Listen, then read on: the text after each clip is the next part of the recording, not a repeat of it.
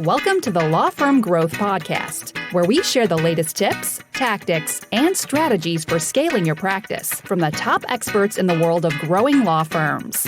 Are you ready to take your practice to the next level? Let's get started.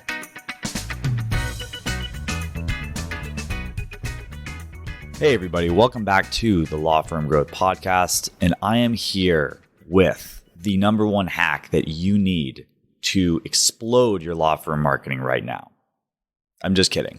I made this title cheesy on purpose because I wanted to talk about something that I see a lot in the marketing world, and it's something that I don't necessarily agree with, but that is this whole concept of hacks and funnel hacking and kind of finding something that's cool that's going to give you an edge in the market. And I think the reason that this stuff exists so much is that hacks are sexy. And when you think about why they're sexy, it's because it presents this alternative where you have an advantage for having found something, as opposed to having invested a lot of time, a lot of money, or otherwise resources to get some sort of an outcome that the suckers are just going out there and spending, and you're the smart one, you're figuring it out. And I have to admit, the reason that I have such strong opinions of this is because I used to be a huge hacks guy. I was a huge fan, like a lot of people that got into entrepreneurship because of this guy, but Tim Ferriss, 4-Hour Workweek. And, in addition to stuff like business hacks, there's always stuff like, life hacks and health hacks and sleep hacks and all these different things too. But anyways, at the end of the day, there is only a limited amount of growth that you can get from going from hack to hack. And I want to kind of establish why I think this is the case and why I've come to the conclusion that hacks aren't necessarily something to focus on in the long term of things at least. So I want to kind of start out with this whole concept of the free lunch, right? So when we think about a hack at face value and we're looking at it, without considering any second order consequences, it makes a lot of sense. And kind of going back to the intro, if you can get something and, let's say it's a marketing hack that gets you some crazy high returns on a really, really small investment. If the only difference, so this would be a free lunch, right? If it's something that you're going to get that doesn't really correlate with other different things, then that's a free lunch. You're getting a benefit for having found something. So there's this whole concept of, and this is kind of this interesting thing that I learned when I was studying econ in college, but basically there's this old saying that like, if you have two economists walking down a street and they see $1 on, the sidewalk, neither of them will bend over to pick it up. And the whole reason why is because the, concept of a free market really implies that the free lunches are going to be eliminated with pretty quickly, right? And, when you think about things in the general scheme, like you have these situations where, there wouldn't be any profit and people wouldn't be able to make money in the stock market if there were not inefficiencies. But the fact is that these efficiencies are eliminated very, very quickly, right? And the reason why is that once everyone else finds out about the inefficiency, then it no longer becomes an advantage. The profit is wiped out. So, when you look about things in the stock market, and if you think about day trading or something like that, if you are going to capitalize on making profit in something like the stock market, you have to know something that other people don't. So I think a lot of this stuff really works in the same way with marketing in general, right? So, you have more or less a free market. If there's a new traffic platform or there's a new strategy on an existing platform like Google or Facebook, if you're the first person to see it, then if it's successful, there's visibility in it. The same way that you can look up the stock price on anything that's traded on the S&P or anything like smaller, anything a small cap stock or whatever. There's visibility into who's doing well in the market. If somebody ends up just, opening a new office over town, they're, posting hiring ads and something like that, you're going to attract some attention. People are going to figure it out. So hacks are something that can absolutely exist in the short term, but the thing is that they really can't be sustainable, right? So the other thing too is that I think there are people that use this whole concept of hacks, especially in the marketing world, to get attention for people and kind of sell them a dream at the end of the day, right? There's this old thing too, and I think it's kind of interesting when you see the correlations between stuff like, economics and psychology and philosophy and stuff that kind of comes on the street, right? And one of the things that I think is really funny, I've always had a fascination with this, but like this whole thing, it actually goes back to this this old Simpsons episode. If you guys ever remember it, it was when basically Grandpa Simpson wrote the book on grifting. They went around trying to con people by, doing all these classic grifts with, painting a couch pillow that looked like a cake and having Bart dress up as a blind kid and all this different stuff. But anyways, there's also a lot of really interesting TV shows and books and movies on this kind of stuff. But one of the things that's really funny is that there's a saying in the world of grifting, in the world of con artistry, that you can't con an honest man, right? And it really kind of leads back to this thing in the end of the day too. If you think about the people that are responding to the Nigerian 419 scammers, they really think that they can get millions of dollars by wiring some guy 15 grand. That's not fair. That's somebody trying to capitalize on an efficiency that may exist, probably doesn't. But that's kind of the situation. And where these things end up going wrong in the marketing world is when people kind of present these hacks. And this is the thing. Let's be completely honest. If it was a good hack and it's being advertised, then it's not going to be a good hack for long, right? And just to kind of think about, if it's that easy for you, it's going to be easy for everyone else, right? It's not necessarily sustainable. And even if you have the situation where you find success with some sort of a hack, it's ultimately external, right? That's not something that's coming from you.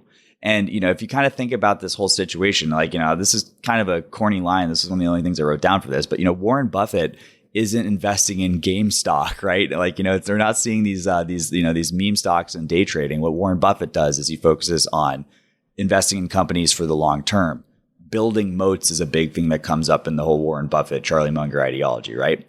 So how do we take something that might have some success? And one of the things that's really interesting is that I think every hack does really work for a reason, right? And how can you go from being a recovering hack addict, or hopefully don't get into the point where you're using hacks in the first place. But again, if you get one and it ends up working, you want to consolidate that fast break and make it something that is sustainable, right? So like I said, every hack works for a reason. And if you look at a lot of these marketing hacks, the things that end up working in marketing, a lot of times it'll boil down to stuff around human psychology, stuff around sales offers, copywriting, that kind of stuff too. And there's usually an element of that in anything that ends up working as for a hack.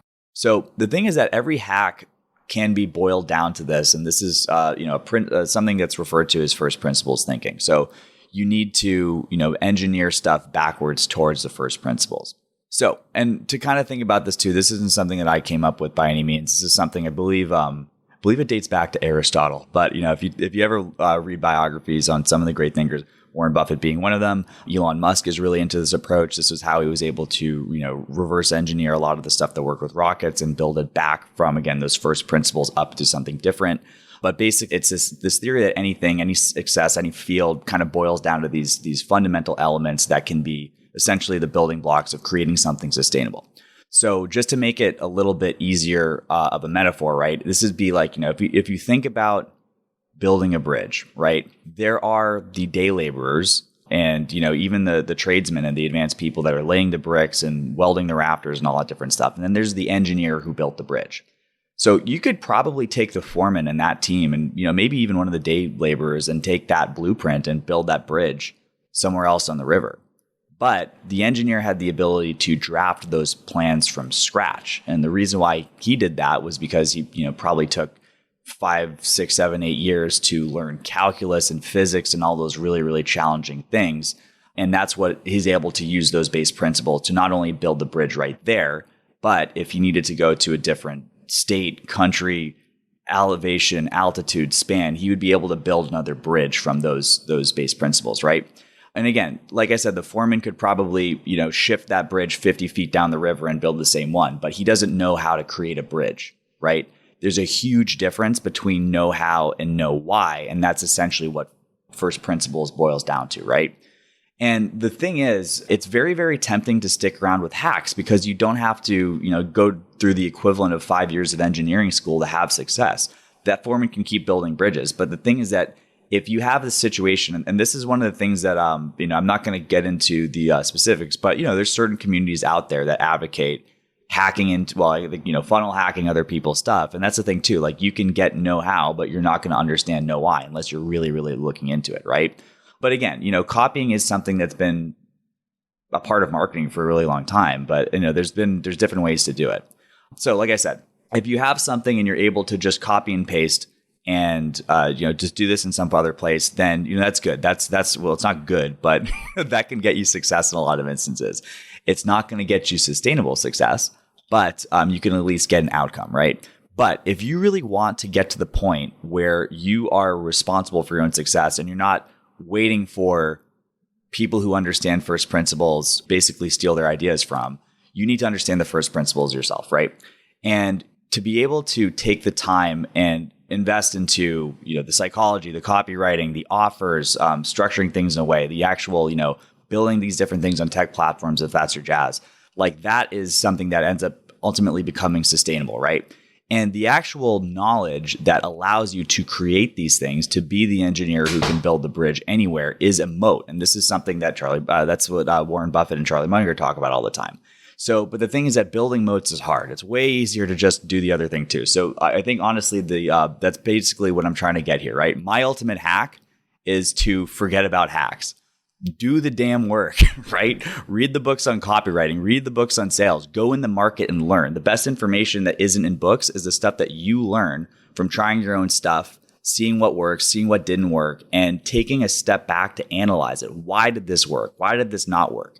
Going back to our 100th episode, paying your dues as far as actually going out there and doing it. And again, I will say full well, this might not be as profitable for you in the short term, but in the long term, this is pretty much the only way to succeed because it's the only way that you can take something that's external and make it internal. And at the end of the day, nobody is building a business on stolen ideas.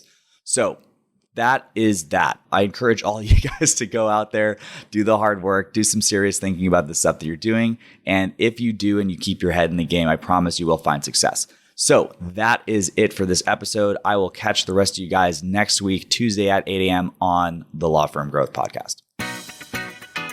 Thank you for listening to the Law Firm Growth Podcast. For show notes, free resources, and more, head on over to casefuel.com/podcast. Looking forward to catching up on the next episode.